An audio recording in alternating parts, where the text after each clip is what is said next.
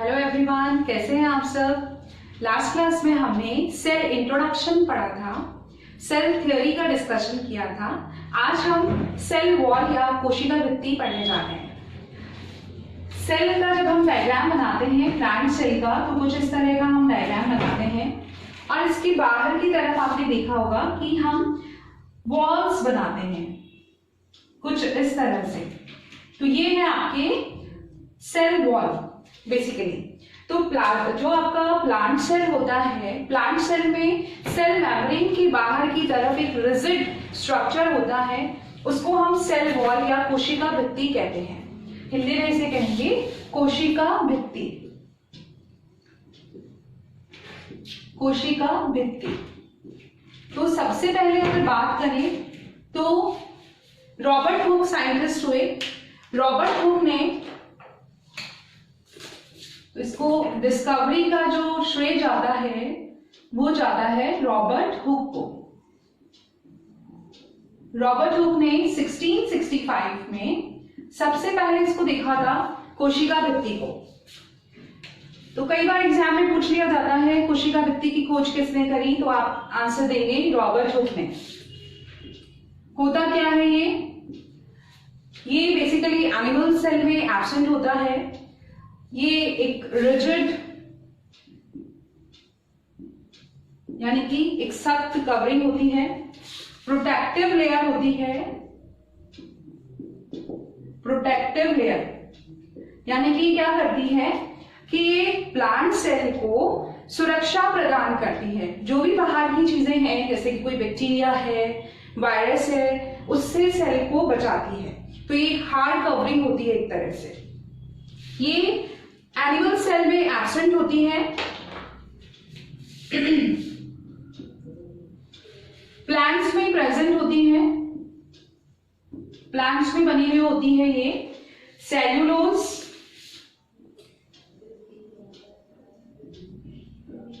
Hemicellulose,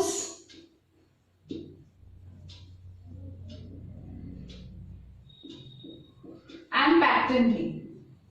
इसके अलावा इसमें सुबेरिन, लिग्निन, इनके डिपोजिशन भी मिलते हैं। सुबेरिन, लिग्निन, इसका डिपोजिशन मिलता है। तो एनिमल्स में तो ये एब्सेंट होती है। प्लांट्स की बात करें तो ये cellulose, hemicellulose, pectin, suberin, lignin की बनी हुई होती है। आप लोगों ने पढ़ा होगा फंजाई में जो सेल वॉल होती है, फंजाई में सेल वॉल बनी हुई होती है काइटिन की। ये भी कई बार पूछ लिया जाता है। काइटिन की सेल वॉल होती है फंजाई में। और अगर बैक्टीरिया की बात करें तो बैक्टीरिया में सेल वॉल जो है वो प्रोटीन, लिपिड, पॉलीसेकेराइड्स की बनी हुई होती है। Protein and lipid polysaccharides.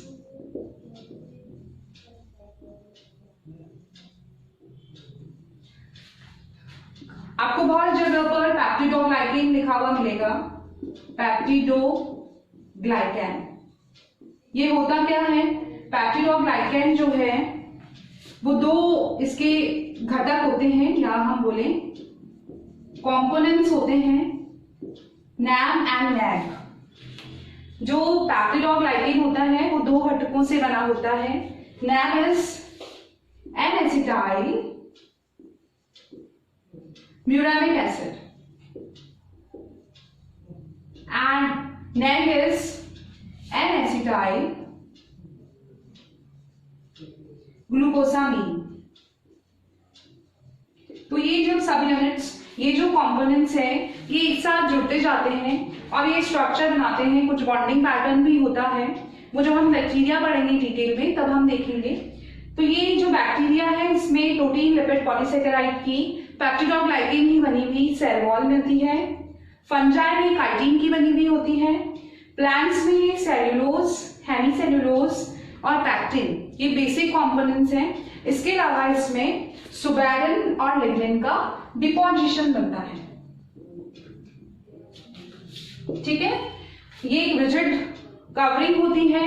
Outside of cell membrane, जो कोशिका कला या प्लाज्मा कला होती है, सेल मेम्ब्रेन या प्लाज्मा मेम्ब्रेन, उसके बाहर की तरफ मिलती है, ये प्रोटेक्शन का काम करती है और सबसे पहले रॉबर्ट हुक ने इसको खोजा था। अगर हम स्ट्रक्चर की बात करें, दिस वन इज मॉर्फोलॉजी या स्ट्रक्चर ऑफ सेल वॉल। तो स्ट्रक्चर की बात करें तो स्ट्रक्चर में आपको ये चीजें दिखेगी। बेसिकली जो दो सेल होती हैं, दो सेल के बीच में एक सीमेंटिंग मटेरियल होता है ना। सीमेंटिंग मटेरियल होता है जिसे हम कहते हैं middle lamella. Middle lamella, middle lamella क्या है? एक सीमेंटिंग मटेरियल है जो कि दो सेल को बांधे रखता है, जोड़े रखता है। जैसे हम घर बनाते हैं तो ब्रिक्स, जो आपकी ईंटें होती हैं, ईंटों के बीच बीच में हम सीमेंट लगाते हैं, वैसे ही सेल्स के बीच बीच में ये मटेरियल बना रहता है, इसको हम बोलते हैं मिडल लैमेला या सीमेंटिंग मटेरियल। ये बेसिकली कैल्शियम और मैग्नीशियम पैक्टेड का बना हुआ होता है। उसके बाद में सबसे बाहर की तरफ जो होती है, ये वाली या ये वाली, बहुत सारी सेल्स बनी हुई है बेसिकली। तो सबसे बाहर की तरफ जो होती है वो है आपकी प्राइमरी वॉल। जो सबसे पहले बनेगी बाहर की तरफ वो होती है आपकी प्राइमरी वॉल। सिंगल लेयर्ड होती है प्राइमरी वॉल, सेलुलोज और हेमिसेलुलोज की बनी हुई होती है। उसके बाद में प्राइमरी वॉल के अंदर की तरफ 2 से 3 लेयर में सेकेंडरी वॉल प्रेजेंट होती है। प्राइमरी वॉल को आप प्राथमिक भित्ति कहते हैं, प्राथमिक भित्ति। प्राइमरी वॉल इज प्राथमिक भित्ति, ठीक है।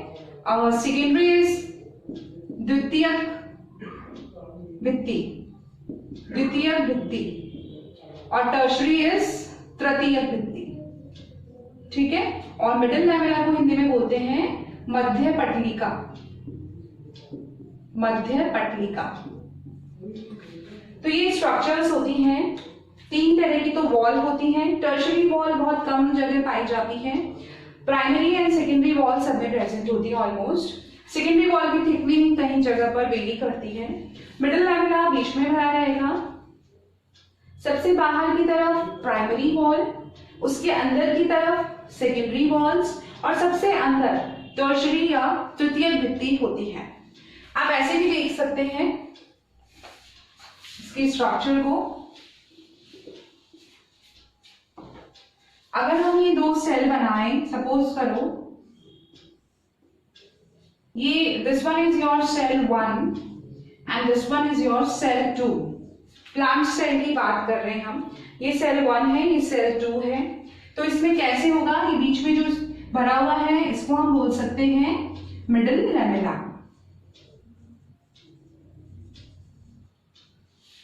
और इसके बाहर की तरफ आप लेयर्स बनाते जाइए। लाइक ये आपने बोला प्राइमरी वॉल, ये आपने बोला सेकेंडरी वॉल, और ये बोला आपने टर्शरी वॉल। प्राथमिक, द्वितीयक और तृतीयक, इस तरह से ये। और फिर आपका सेल मेम्ब्रेन आएगा और फिर सेल आएगा। तो इस तरह से भी आप पढ़ सकते हो इसे, या फिर इस तरह का डायग्राम बनाना है तो ये भी बना सकते हैं कि 2 सेल के बीच में जोड़े रखने का काम करता है मिडिल लैमेला। उसके बाद में ये आपकी तीनों परतें हैं सेल वॉल की, सेल कोशिका भित्ति की, ठीक है। तो आया समझ में? कोशिका भित्ति जो है वो रिजिड प्रोटेक्टिव लेयर होती है। प्लांट्स में सेलुलोज, हेमिसेलुलोज और पैक्टिन की बनी हुई होती है। फंजाई में काइटिन की बनी हुई होती है, और बैक्टीरिया में पैप्टिडोग्लाइकेन की बनी हुई होती है। ये आपका पूरा स्ट्रक्चर है सेल वॉल का।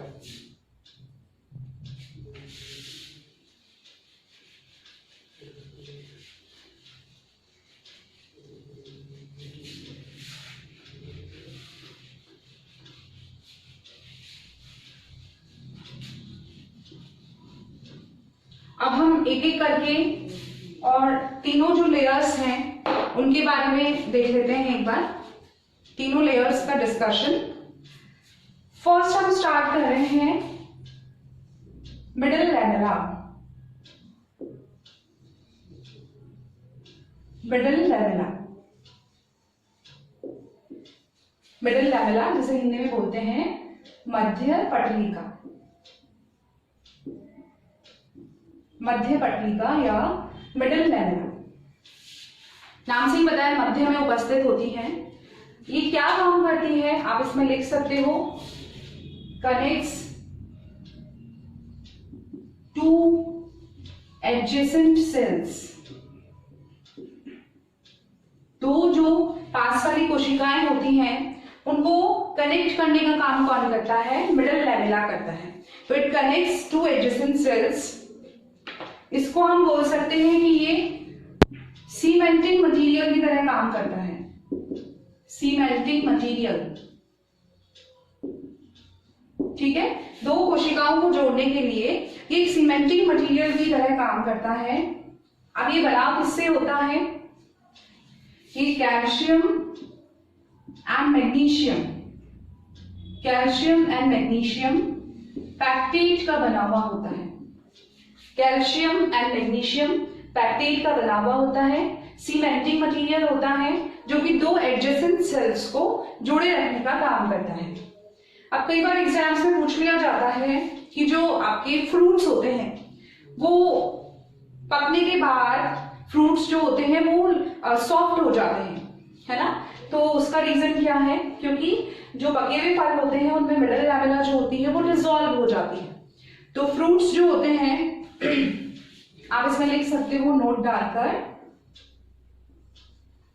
fruits become soft and juicy. Fruits become soft and juicy. Fruits जो होते हैं वो सॉफ्ट एंड जूसी हो जाते हैं due to dissolution of middle lamella. तो फ्रूट्स जो होते हैं वो सॉफ्ट एंड जूसी हो जाते हैं due to dissolution of middle lamella. Okay, तो ये था आपका middle lamella. It connects to adjacent cells, cementing material की तरह काम करेगा, कैल्शियम एंड मैग्नीशियम पैक्टेट का बना हुआ होगा। फ्रूट्स जो होते हैं वो सॉफ्ट और जूसी हो जाते हैं क्योंकि उनमें मिडल लैमेला जो होती है वो डिसॉल्व हो जाती है, या उल्टा भी बोल सकते हो कि फ्रूट्स जो होते हैं वो इतने हार्ड क्यों होते हैं, due to presence of middle lamella. Okay, now second is your primary wall, जिसे आप बोलेंगे प्राथमिक भित्ति, प्राइमरी वॉल, या जिसे आप बोलेंगे प्राथमिक भित्ति, जो कि मिडल लैमेला के जस्ट पास में होती है, प्राथमिक भित्ति। अब ये किसकी बनी हुई होती है, तो प्राइमरी सेल वॉल जो होती है फॉर्म फर्स्ट, सबसे पहले बनती है ये, इट फॉर्म फर्स्ट। आप लिख सकते हो आउटर मोस्ट होती है ये, आउटर मोस्ट लेयर सबसे पहले बनती है, आउटर मोस्ट लेयर होती है। मिडल लैमेला के दोनों तरफ बेसिकली पाई जाती है और ये बनती है सेलुलोज, हेमीसेलुलोज,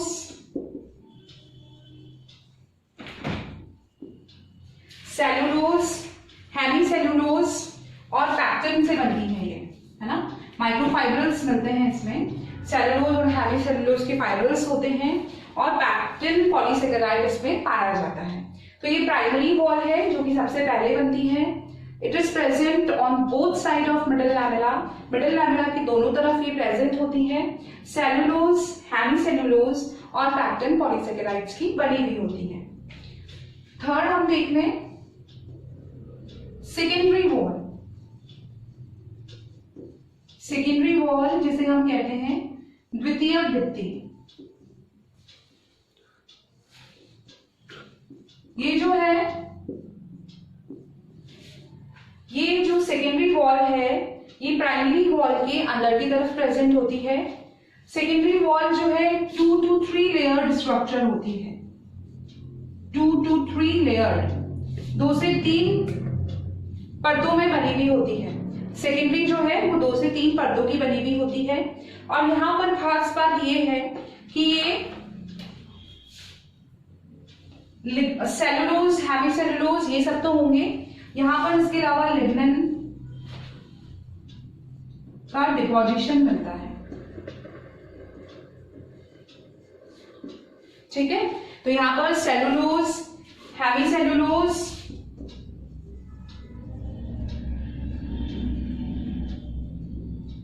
और पैक्टिन तो मिलेगा ही, इसके अलावा इसमें लिग्निन का डिपोजिशन भी मिलता है। तो ये है आपकी सेकेंडरी वॉल जो कि 2 से 3 परतों में पाई जाती है और यहाँ पर लिग्निन का डिपोजिशन मिलता है। अब एक बार हम वॉल की बात और यहाँ पर एक चीज आप नोट डाल के लिख सकते हैं कि जो सेकेंडरी वॉल होती है, secondary wall is absent in meristematic tissues, जो विभिजोतक होता है उसके अंदर ये एब्सेंट होती है। विभिजोतक, मेरिस्टेमेटिक टिश्यू को बोलते हो आप विभिजोतक, जो कि थ्रू आउट द लाइफ विभाजन करता रहता है, डिवीजन करता रहता है, वहां पर ये सेकेंडरी वॉल जो है वो एब्सेंट होती है। तो अभी तक हमने क्या देखा, मिडिल लैमेला, मिडिल लैमेला मध्यपटलिका जो कि 2 सेल के बीच में सीमेंटिंग मटेरियल का काम करता है, जोड़ने का काम करता है सेल्स को। ये कैल्शियम और मैग्नीशियम पैक्टेट का बना हुआ होता है और इस पे आप स्टार मार्क लगा लीजिए। ये आपसे बहुत सारे एग्जाम्स में पूछा जाता है कि मिडिल लैमेला किसका बना हुआ होता है, तो कैल्शियम एंड मैग्नीशियम पैक्टेट का बना हुआ होता है। फ्रूट्स जो होते हैं वो जूसी क्यों हो जाते हैं, क्योंकि मिडिल लैमेला का डिसोल्यूशन या मिडिल लैमेला जो होती है वो घुल जाती है, इसलिए। प्राइमरी वॉल की बात करें तो ये फर्स्ट फॉर्म्ड होती है, सबसे पहले हमने डायग्राम में भी देखा था, आउटर मोस्ट लेयर होती है ये, सेलुलोज, हेमीसेलुलोज और पैक्टिन की बनी हुई होती है। सेकेंडरी वॉल जो है 2 से 3 परतों में पाई जाती है और इसमें लिग्निन का डिपोजिशन होता है। और यहाँ पर खास बात ये है कि ये विभिजोतक में एब्सेंट होता है, मेरिस्टेमेटिक सेल्स में नहीं पाया जाता है। इसके बाद हम बात करें टर्शरी वॉल।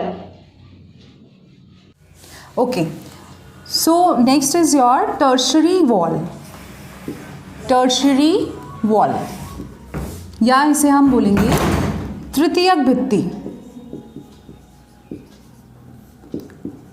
जो टर्शरी वॉल होती है इसमें आप लिख सकते हो कि ये इनर मोस्ट लेयर होती है, inner most layer, inner most layer होती है और ये सब में नहीं पाई जाती है। बेसिकली टर्शरी वॉल जो होती है ये आपके xylem, tracheids, xylem tracheids of gymnosperm, जो अनावर्त बीजी होते हैं, अनावर्त बीजी पादपों में जो जाइलम वाहिनिकाएं होती हैं उनमें ये पाए जाते हैं, है ना। अनावृत बीजी में जाइलम वाहिनिकाओं में, ठीक है। तो ये जो टर्शरी वॉल होती है ये इनर मोस्ट लेयर होती है जो सब में नहीं पाई जाती है। ये किसमें पाई जाती है, जाइलम ट्रैकीड्स ऑफ जिम्नोस्पर्म, अनावर्त बीजी जो पादप होते हैं उनमें जाइलम वाहिनिकाओं में ये पाई जाती है। तो ये हमने 3 तरह की वॉल्स हमने पढ़ ली और मिडिल लैमेला हमने देख लिया। Middle lamella, primary wall, secondary wall, then tertiary wall. अब हम थोड़ा सा कैसे ग्रोथ या फॉर्मेशन होता है सेल वॉल का वो हम देख लें ज़रा। फॉर्मेशन या ग्रोथ ऑफ सेल वॉल, तो सेल वॉल का फॉर्मेशन या ग्रोथ कैसे होता है, इसके लिए 2 मेथड्स हैं, इनटू सबसेशन एंड एपोजिशन, जिसको बोलते हैं कणाधान और हिंदी में है स्तराधान। स्तराधान इज योर एपोजिशन एंड कणाधान होता है इनटू ससेप्शन।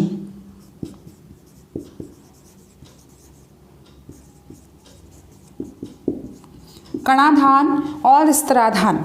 यहाँ पर क्या होता है, कण क्या होते हैं, पार्टिकल्स, यानी कि जो वॉल मटेरियल होगा वो कैसे बनेगा, पार्टिकल्स जो हैं वो एक दूसरे के ऊपर आके इकट्ठे हो जाएंगे और उससे आपके लेयर्स का फॉर्मेशन होगा।